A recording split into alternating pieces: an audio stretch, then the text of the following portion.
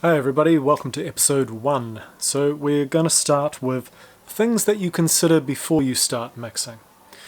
So we're going to start with gear. What's the most important piece of gear? It's not there, it's not there, it's not there, and it's not this thing here. The most important piece of gear is your ears and the thing in between them. If you damage your ears, or obviously if you damage your frickin' brain, you're not going to be able to mix well. So your brain is also important. So depending on the time of day, your ears and your brain respond differently to frequencies. So early morning and mid-morning are pretty good for mixing. The further that you get into the evening, late at night, the more difficult it becomes for your brain to hear things objectively. That's kind of simplifying the whole thing a little bit, but just be aware that the time of day and how tired you are affects how well you're going to be able to hear things and mix. Basically, the kind of curves change in your brain. A little bit of a note about tinnitus. So most people have some level of hearing damage. It's usually not severe. It's usually fairly minor. And if you look at the response curves for seasoned mix engineers, they actually tend to have a pretty variable frequency response in terms of their hearing. But what your brain does is it compensates for that. So it takes that curve of what you're hearing well, what you're not hearing well, and it basically levels it all out. It pushes up the volume of the frequencies that you've damaged.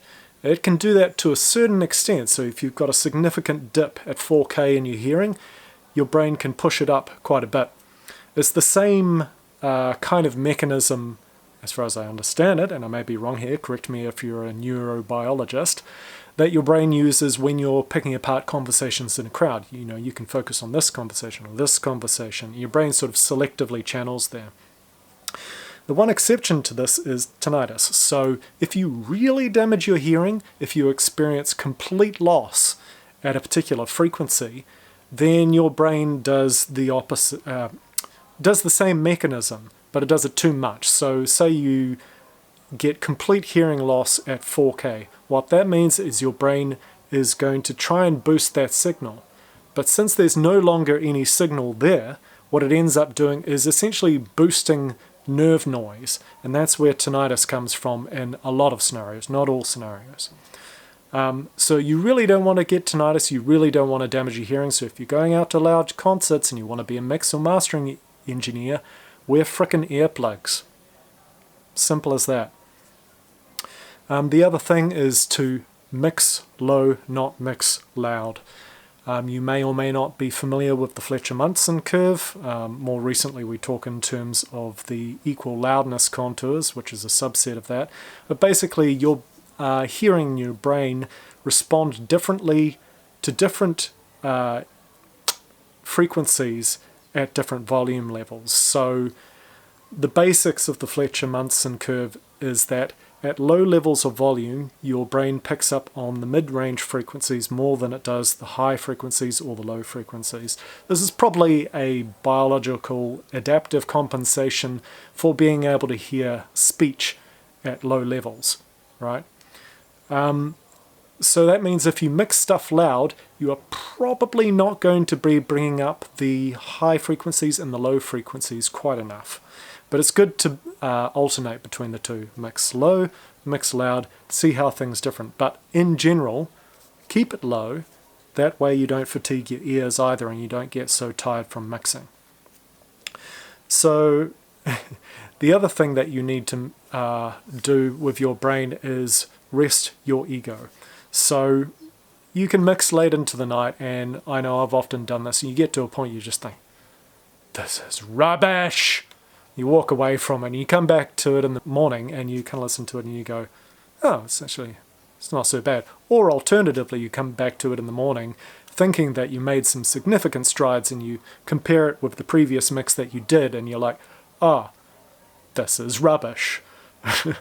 So, you know, you've got to rest your brain. Take breaks when you're mixing. I'm not able to advise you on how long. That's really up to you. Be careful about what time of night you're mixing, that sort of thing. So that's the first part of gear. The second part of gear would be monitors. So when we say monitors, in this context we mean speakers. So here I have some JBL LSR 305s. They're pretty cheap and they're pretty damn good. If you're looking to mix on a budget, I'd thoroughly recommend them. They've got very minor amount of EQ on the back which you can adjust to suit your room. Out here, I won't describe what these ones are. They're actually my main mixing ones, but they're pretty uncommon, so, you know. The best thing you can do is have several different listening apparatuses. So you can listen in your car, you can listen on your iPhone, you can listen on different sets of speakers. I also have these tiny little things that I flick onto occasionally just to hear how things sound on really tiny crappy speakers.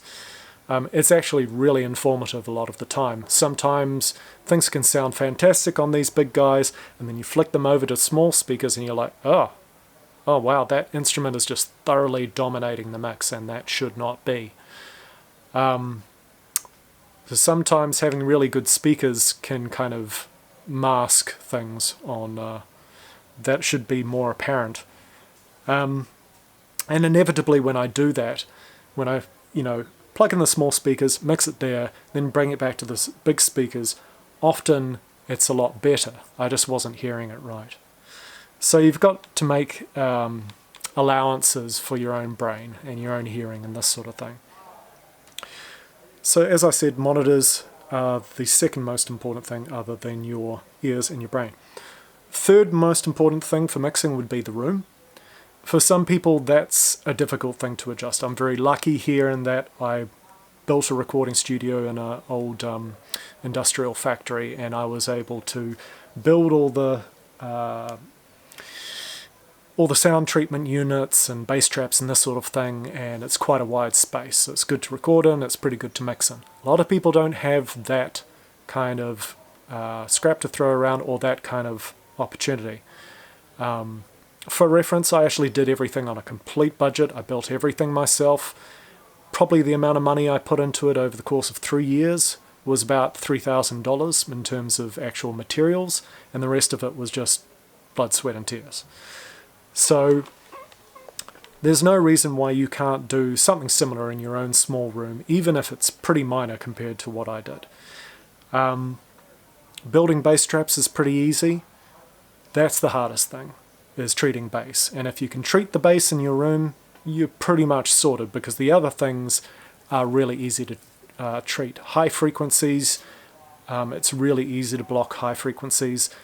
This isn't the channel to look on if you're wanting tips on how to build bass traps or sound treatment units or that sort of thing. But basically what doing that does is it gives you a less coloured room. What I mean by that is that inevitably when you have speakers, not so much when you have headphones obviously, but when you're using speakers, the sound is coming to your ears, but it's also bouncing around the room a little bit, and then it's coming back to you. And if it's bouncing around the room and it's mainly just reflecting back high frequencies, then what you're hearing is going to be influenced by that. So what you want is a really neutral room, neutral reflections, if any reflections, and something that's not going to overly pump up certain frequencies. And this is particularly hard with bass. Particularly with bass, you tend to get what they call standing nodes. So you get the width of the room, and then you get the width of the actual bass frequency. And if the width of the room sort of matches a multiple of the bass frequency, you can get the sound going out and then coming back and sort of reinforcing the original sounds. And then you get a big bump in gain at that particular frequency level. And again, if you want to hear your mix properly, that's not what you want. And again, I'm not the man to advise you on how to fix that. Go to another channel, look up bass traps, look up sound treatment, room treatment, and get your room sorted. But having said that, if you don't have the time to do that, or the energy, or the money, or whatever, you can still get away with things to a certain extent if you have decent monitors. If you don't have decent monitors, you are kind of a bit stuffed. Now, early days, when I was just a student and whatnot, and before I started a recording studio, I was just using basic stereo speakers to mix stuff, and for that point in my life, that was fine. That was all that I needed. I wasn't trying to do anything fancy. I wasn't trying to record for people or release CDs or anything like that. Showing my age again. Remember CDs? Anywho, that was fine for a while, but what you'll find when you have those sort of basic speakers is that your mixes won't translate. That means that you'll take them to a friend's house or you'll play them on your car stereo and all of a sudden it sounds like rubbish. And that's because those speakers weren't a neutral frequency response. The frequency response across the spectrum was not flat. It was pumping up certain things and dropping down certain things. So proper studio monitors, like the LSRs here, will have a more or less level response across the frequency range. And it's never going to be perfect. There's still going to be differences between monitors. That's why I've got two pairs here. But to a certain extent, as long as you've got something that is reasonably flat, it will translate well to other stereo systems. So that's speakers, that's room, that's your brain.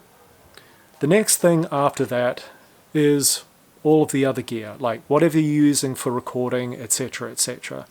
At this point we're not really talking about mixing, but I'll give you a brief bit of advice. If you want to get really good at mixing and you're doing your own recording, start with bad mics, because bad mics will teach you how to EQ like nothing else. And I don't even mean particularly bad mics, like get a Shure SM58 and just use it for everything. If you're on a budget, an SM58 is fine.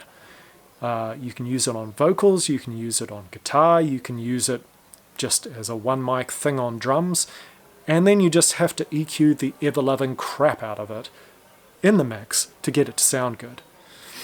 If you start off with really decent mics like really good quality condensers and ribbons and the Shure SM7B and that sort of thing, you're going to get a really good sound right off the bat. And that's great, and I certainly recommend that anybody starting a recording studio get those things. But if you are starting off and you want to get good at mixing, you want to get good at EQing, because that is the bulk of mixing in my point of view, starting on bad mics and having to EQ it so that it sounds good to you is a really good way to start. After all of that, DAC, ADAC. Okay, so this thing here is my DAC, ADAC. It's a Black Lion Audio modded unit. They're pretty good. The reason why I put this after the other things is that it has a much smaller impact on the sound, but it definitely has an impact on the sound, particularly if you're recording. If you're recording, you want good mic pre's, clean mic pre's most of the time, and you want a decent ADAC DAC. If you're not recording, it doesn't make quite so much of a difference, but it still makes a certain amount of difference. Having said that, again, if you're starting, there's generally nothing wrong with the output on the back of most motherboards for most PCs and most computers. Absolutely fine. You don't need something spectacular, but having a decent DAC ADAC will help to a limited extent. But it's a much, much smaller difference than your studio monitors, your mics, your room, that sort of thing. And again, sample rate, bit depth, definitely those things make a difference. More so for recording. I would say that the difference between 44 kHz and 48 kHz in terms of mixing is way more audible than the difference between 48 kHz and 96 kHz. In terms of plugins and that sort of thing, having read a lot of the literature and, talked with plugin manufacturers online and that sort of thing, read what they've had to say over the years, the ideal is any kind of sample rate that's above 60 kHz, because that allows a plugin manufacturer to shift some of the artifacts that are generated during the plugin's work into the inaudible area of the spectrum. For recording, similar things apply, but it's too much to go into here and it's not relevant to mixing. To be very brief on it, a lot of frequencies that are generated by certain instruments above the human hearing limit that are not terribly important by themselves, but when summed up with other tracks can make a difference. But for the purposes of mixing, I would go for 48 kHz and 96 kHz. Downsampling nowadays for an end product, be it Spotify or whatever, is pretty much near transparent nowadays if you're using the right tools. SOX, spelt SOX, is a really good tool for transparently resampling stuff down, but there are other ones out there as well. That's just the best one I've found that's free. I might do an episode at a later point on some very basic tips for recording, but we'll keep it simple for now and just focus on mixing. So that's the end of that one. Thank you.